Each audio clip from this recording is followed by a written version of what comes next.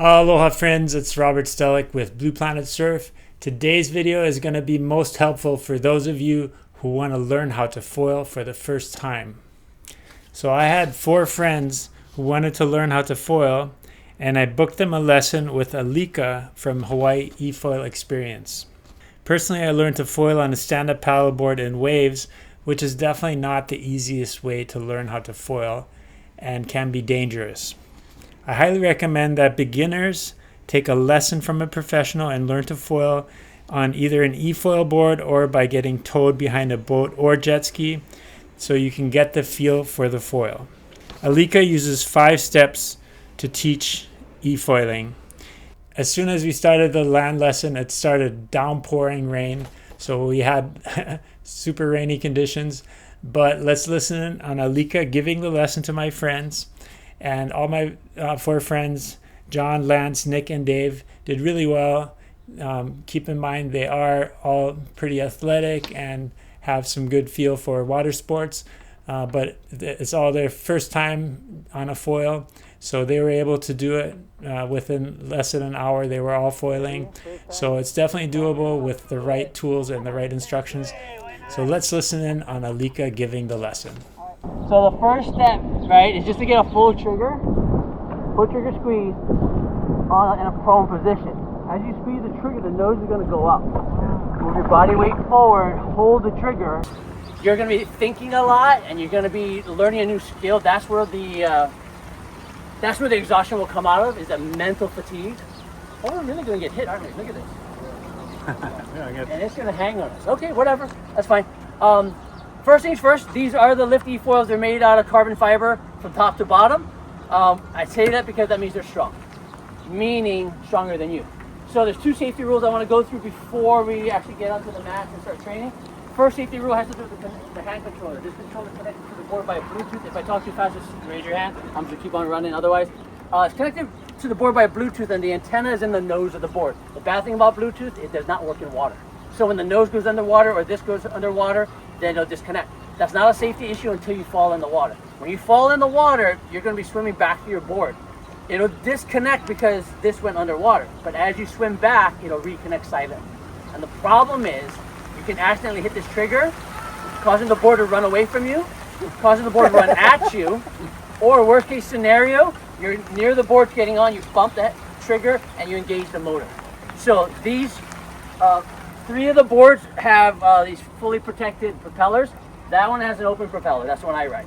So that's like a performance propeller. This is a safety propeller. There's one more propeller that's actually bigger than each of them, but there's no way for you to get your toes into the propeller today. But down the road, I want you to know about it in case you do get into eFoil. So, the safety rule is this controller needs to be off until you're physically on the board ready to ride. So when you fall off the board, I want you to press this power button to turn it off. Okay, the screen will go blank. When you fall off the board. You fall off. Yeah. Just turn it off. That way when you go back to the board, you're not hitting that trigger accidentally and engaging the motor. Once you get on the board, you can hit this power button and you're going to see the lift logo and then the battery remaining. If you go to the back foot, which you're going to do, because you surf, you're going to skyrocket the nose. That's all that's going to happen. You're going to fall off the backside, and that's how it is. So you want to start with 60 to 70% on the front foot.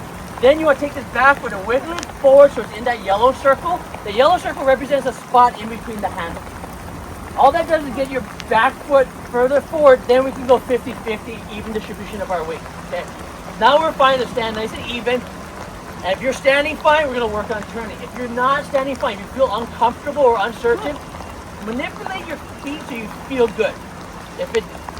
Once you feel good, then we're going to work on turning. Turning this board is different from turning a surfboard, skateboard, or surfboard. The mistake is this. Okay, if I bend, look, my shoulders are going that way, but which way are my hips going? The other way, right? Which one's heavier, you think? Bottom's always heavier. Okay, so that means you're going to go that way instead. The other mistake is this. If you start with your toes, you're going to roll the board. Okay, it's not. You're going to be out of alignment. Same with the other side. When you want to go to your backside, you're simply going to look to where you want to go, and then let your body lean into it, and you'll feel that pressure on your heels, and then on the ground you feel like you're falling. Okay? The mistake is trying to stay balanced. See how my hips went the opposite direction? Yeah, so that's how we're gonna turn. As if you guys have difficulties, I'm gonna coach you up and help you out. But that's the theory. That's the easiest way to turn. On your wing, don't you look and lean all the time? Wherever you want to go, you just look at it, you go. And it becomes very intuitive once you're on there. So once you get your turning left and right, then we're gonna move on to the next 2 steps. So far, we've been on the water. We're not off the water yet. We have not foiled. Okay, we have power. We're skipping across the water, but we're not off the water on foil yet. That's what we're gonna do for steps 4 and 5. So 4 and 5, the next step is what we call touch and go, where we come off the water a little bit and then back on the water. In order to do that, we have to get the board to teeter like a seesaw. So I want you to imagine you're standing on a seesaw, and this arm of the seesaw is along the center line of the board. The pivot point is actually the straddle line number 2 that's behind your back foot. Notice how the pivot point's behind you. What we have to do is we have to move our back foot to get onto that pivot point. So I want you to move one foot and then the other with a heel-toe pivot. Don't step it out like you're on a longboard. You want to keep pressure with both feet. Because if you lift one foot, all the pressure goes there, and then vice versa, right? So you want to keep contact with the board, get that back foot on that straddle line number 2. That straddle line number 2 is an imaginary line connecting the back side of the handles. Okay, so you're too far back, John.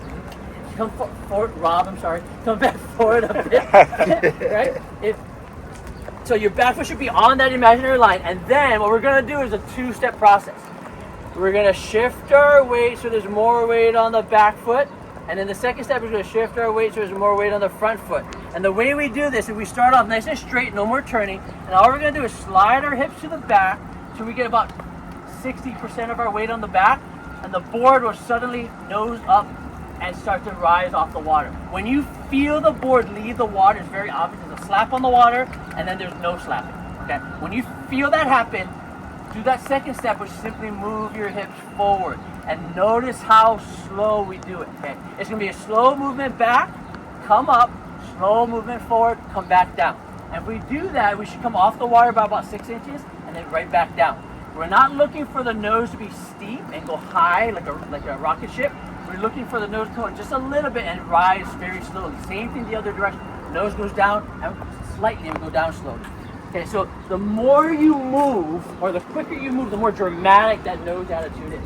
So we want to be very calm, very simple, still with a full trigger, and just cruising at a steady speed. You're going to do that over and over again. I guarantee you're going to fall several times. Okay? If you feel a little wobble, just get off the board. No big deal. It's super easy to reset. All you're going to do is turn off the power, swim to the board, get back on, and take off. Okay? So we're going to do that over and over again. We're going to do it probably 20 or 30 times. Touch and go, touch and go. All we're doing is learning through repetition. As you do it, what we're looking for is a calmness in the body, a confidence in your movement, and a straight line the whole time. So you should be straight when you start. You should come up straight. You should go down straight and continue straight. If you're straight the whole time, great. The common mistakes are that you come off the water and it's such a different sensation. Does anybody have any stick time like piloting an airplane? No? You do? Okay. It feels like the first time you went flying. The first time you took controls and your instructor took his hands off the stick and you're like, and you could move that plane anywhere you wanted to, it's the exact same thing. In fact, you have pilot time, a lot of pilot time or a little bit? 60 hours. Okay, 60 hours, perfect. Get yourself out of the cockpit. Stand up on top of your airplane, you become the stick. Everything the stick does, your body does, is what the board's gonna do. Literally. So all my pilots get it like that. Okay, and if I tell you, if that makes sense to you, then go with it. Okay? But it's all very steady. So the mistakes are, you come up and then all of a sudden you feel like you're floating, it's because you are, and then you try to grab the OS handles. And there's nothing up here, you white grip this thing, right? White knuckle grip it, and then you grip with your toes. When you grip with your toes, you're gonna push with your toes, and the board's just gonna roll over. And that's when you fall off. Okay, that's one very common mistake. The other common mistake is... Sorry, what do you mean grip with your toes? You're gonna grab with your toes, like if your hands were on the board, you would do this. Yeah. Yeah, and so that's gonna put pressure on your toes, which is gonna turn the board. That little pressure. Little pressure. Crazy. Well, Okay. what happens is the board is on the water, so there's a lot of support on the board, and then the board leaves the water. and that's when the gripping of the toes happen, and there's no support on the board anymore, it's only on the foil. So if you look at the size of the foil versus the size of the board, it's maybe 10% surface area of the board. So you're going from like standing on 10 toes to standing on 1 toe. You want to be athletically in an athletic stance, right? You don't need to be ready to wrestle, okay? And you don't need to be down in the barrel, okay? You want to have your feet engaged with the board, light flexing your knees, and then a natural posture. So if you look at, you don't need to be like this. That's way too much. There's too many angles. Now we want to go nose up, nose level. In order to get level, you have to feel it. So it's the same thing as touch and go, but you're going to go back to come up, and then you go forward just maybe half as much, and feel your feet get into the level plane. You won't be able to see it because you're on the board. You have to feel it. If you feel yourself falling closer to the water, no big deal. That means you have too much pressure forward. If you feel yourself rising still, it means you have too much back pressure. You have to find that middle ground. What I want you to do is go from touch and go to touch and go with 3 to 5 seconds in between. So you're going to go back foot, come up, front foot a little, try to stay off the water for 3 to 5 seconds, and then go back down. And come back up and try to go 5 to 10 seconds and go back down. You're trying to get from 10 to 20 seconds. Once you feel like you're level for 10 to 20 seconds, what I want you to do is take inventory of your body. You're going to find that most of your weight's in your back leg. It's because the pivot point you're standing on. So when you feel all that extra weight, go back to the water, move your feet back, your stance, one at a time, and get maybe another inch backwards. Try again. Come up on foil, find level foil, get 10 to 20 seconds, take inventory of your weight. You're going to find there's less weight, but there's still extra on the back. Keep doing that process where you're moving further and further back until when you come up onto foil and you're level, you feel even pressure. All the work disappears when you're in the right spot. And what you're going to find is you're straddling that pivot point. Just like a seesaw, when you jumped on the seesaw as a kid, and waiting for your friend to show up, you're playing on it, you straddle the pivot point. You didn't put 1 foot on it. But we start here so we can slowly move our way back. One note of caution, the more aligned you are with the board, the more sensitive it is. So when you're forward a bit, the back foot's on the pivot point, it takes a lot of movement of your hip to get the board to come up. Okay, because our body's center has to move a good 9 inches. Now when we're perfectly aligned with that pivot point, my body center is right on top of it. All I need is 1% back, I'm already going up. Another airplane. Yes, exactly right. It's just where your center of flight is, right? Your center of lift. So finding that point is super important, but you have to not be super sensitive about it. Every movement, I would venture to say every thought, the board will do. If you think left, it goes back. If you say, ooh, turtle, you'll go to turtle. Are we full trigger the whole time? Yes. Full trigger. But it's limited, it's limited the power. Full trigger is steady speed. It's a fixed speed. Get rid of that variable. If you do this because you're a drone operator, you're a motorcycle rider, whatever, you can do that. Just know that you're going to be riding like this. Okay. This part of it, the throttle control, is, I call it an intermediate skill. You can totally do it once you can foil. Okay. Once you can foil all right, then you can play with this. I used to teach it the other way around, and we never got to foil. Now I teach the throttle control last. And that's where it's a lot of fun. Because then you get to catch up with your buddy, slow down, take a video of him. You won't take any video. He'll do the videos. he can look behind his back.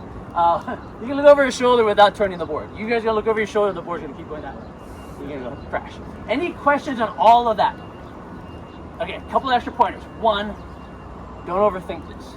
Some of you guys are business owners, engineers, you're analytical. Most guys are. Did I describe anybody? Somebody's looking over there. Yeah, exactly. Engineer. Right. Some of us think a little harder than others. Well, yeah, some thoughts are right.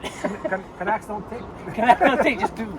Just do. If can, right? That's why you don't think about it. But if you overthink this, you're going to slow down your progression. Just have fun. Go out surfing, go out snowboarding, go out and play. If you get to the play mode, the body learns like that. The mind's going to hold you up, Benny. So, if you have any questions, just ask me. I'm going to give you all the answers. Don't try to memorize everything we just went over. I would tell you forget everything I just said. I programmed your body already. You're already in there. And now you're going to try it, and little by little you're going to realize what I said was true. But it's a realization, not a calculation. Does that make sense? Okay. Second thing is, don't try to be all tarantara and turn on foil.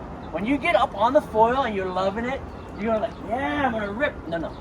Don't try to turn until I start teaching you that. The reason I say that is just like standing on a basketball. You can stand on a basketball. It's just gonna hurt the first few times when you fall. So there's a skill level that you can demonstrate, and I'll come to you and say, hey, you're ready to go. Let's work on turning. And it's not difficult. It's just very complex. That makes sense? Okay. Administratively, we've got this whole area, and we got beautiful weather. So we're gonna play in this section. The near boundary is going to be the beach. The far boundary is going to be the reef where the houses are. I'm going to put an imaginary right boundary connecting the far right house to the boat ramp. We don't want to go past that. It's not a violation or anything. We just want to stay close to each other. And then the far left boundary is going to be that far left house, the brown one. Draw a line back to the beach, imaginary line, and we'll stay in that area. There's no obstacles in the water except for there's a float right here, and there's a float to the left of that brown house, and then there's several turtles. This whole area is about 15 feet deep. You're going to see the bottom if the water is clear enough, and the wind stops blowing. The turtles will pop up out of nowhere. If you see them, try to steer away. Thanks so much for watching. I hope you enjoyed this lesson with Alika from Hawaii eFoil Experience. I hope you learned something from the mistakes and the successes of my friends. My personal preference is using a foil without a motor, but to learn to foil, the eFoil board is an excellent tool. So I highly recommend that and taking a lesson. And I think this video will definitely help get you ready for your first lesson. Thank you so much for watching. I hope you enjoyed this video. If you did, please make sure to give it a thumbs up. Make sure to subscribe to the Blue Planet Surf YouTube channel down below. We'll see you on the water. Aloha.